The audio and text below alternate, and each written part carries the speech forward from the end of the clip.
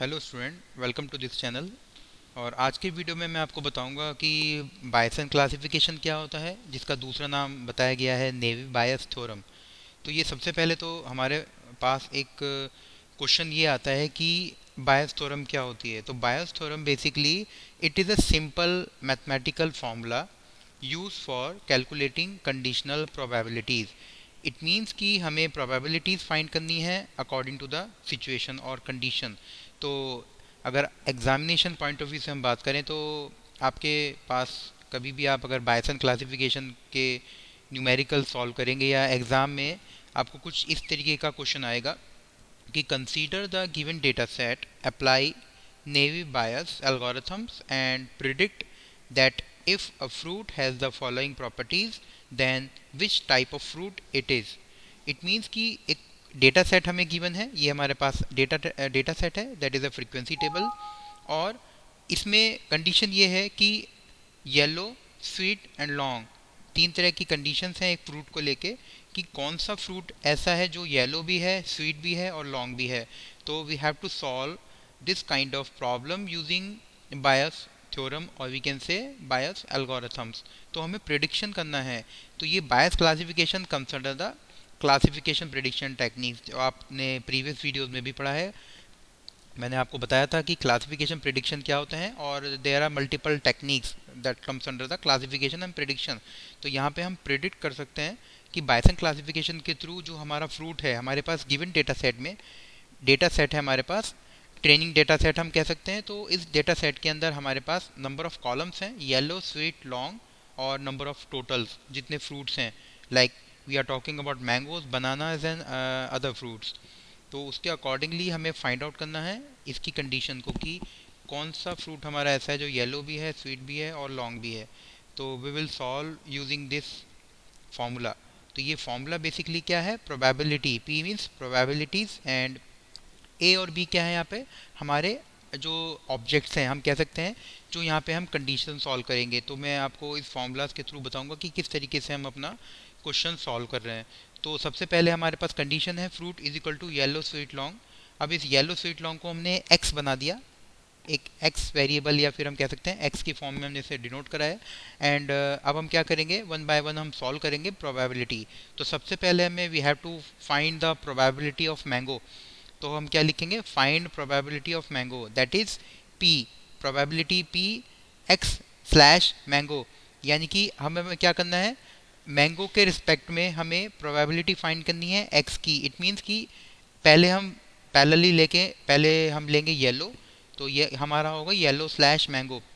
उसके बाद again x आएगा, फिर हम देखेंगे मैंगो स्वीट है या नहीं, फिर हम थर्ड देखेंगे मैंगो लॉन्ग है या नहीं। तो आप लोग समझे इसका जो मीनिंग है, पी ब्रैकेट के अंदर एक्स स्लैश मैंगो मीन्स कि प्रोबेबिलिटी फाइंड करनी है मैंगो की किसके रिस्पेक्ट में, येलो के रिस्पेक्ट में, कि मैंगो येलो है या नहीं। उसके बाद मैंगो स्वीट है या फिर मैंगो लॉन्ग है या नहीं। तो ये चीज़ सबसे पहले हमें फाइंड आउट करना है। Probability yellow slash mango is equal to probability mango slash yellow dot P yellow slash P mango.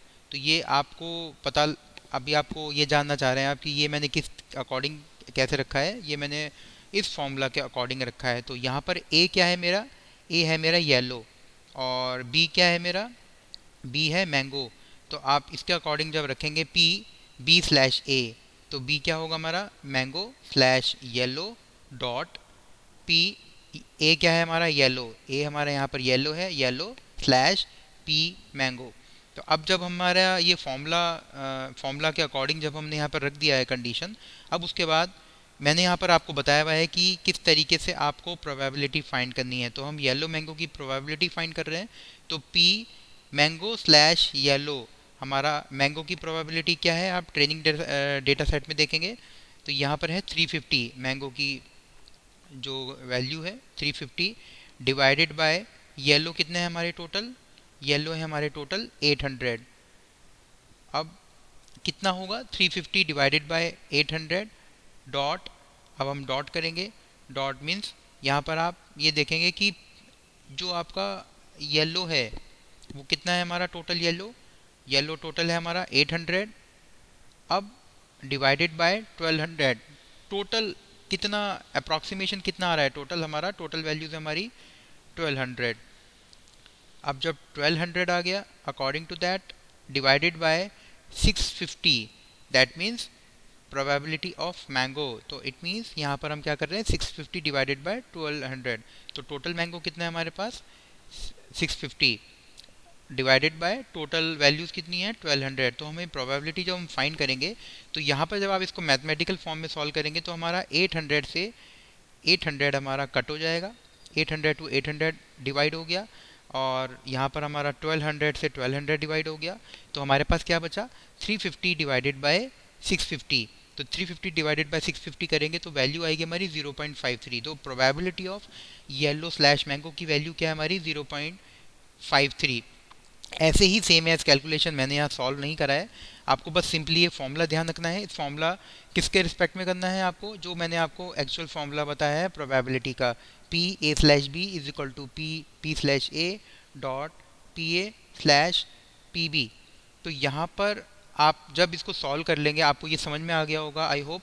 तो जब ये आप लोग इसको सॉल्व करेंगे, इसके बाद आपको सेम एज करना है probability sweet slash mango, probability long slash mango. तो जब आप सॉल्व करेंगे तो यहाँ पर तीनों की वैल्यू निकल के आएंगी, 0.53 probability of yellow slash mango, probability of sweet slash mango की आएगी 0.69, और लास्ट वाली की आएगी प्रोबेबिलिटी लॉन्ग स्लैश मैंगो की वैल्यू आ रही है 0। अब इसके बाद फॉर्मूला ये कहता है कि अब जितनी प्रोबेबिलिटीज़ आ रही हैं तो हमें क्या फाइंड करना है, हमें फाइंड करना है प्रोबेबिलिटी ऑफ x, क्योंकि x हमने किसको माना है, इन तीनों कंडीशंस को, येलो स्वीट और लॉन्ग को। तो अब इन तीनों को एक साथ, हम तीनों की एक साथ प्रोबेबिलिटी फाइंड करेंगे मैंगो के रिस्पेक्ट में।